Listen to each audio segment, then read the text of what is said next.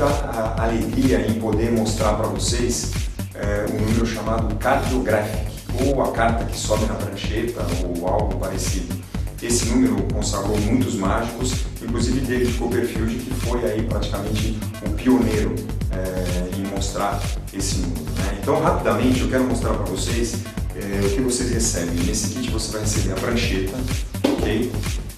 Tamanho A3, tá?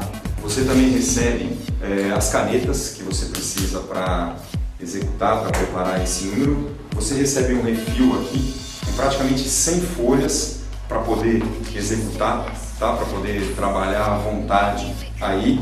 Tudo isso acondicionado numa maleta, tá? Onde você vai poder levar com toda a segurança, com toda a tranquilidade o seu número aí para os seus shows, para os seus eventos. E além disso você vai receber um DVD também que eu gravei, onde tem tudo explicado, tá? O reset, como você faz, como você monta, você pode fazer com uma outra carta também, é muito fácil de fazer. No DVD tem tudo explicadinho, tá? Eu tenho certeza que esse número vai agregar muito na sua rotina, o pessoal vai curtir bastante por experiência própria, tá? Em seguida, eu vou te mostrar agora um pequeno trecho de uma apresentação que eu fiz agora no começo do ano, tá bom? Um grande abraço, tchau, tchau.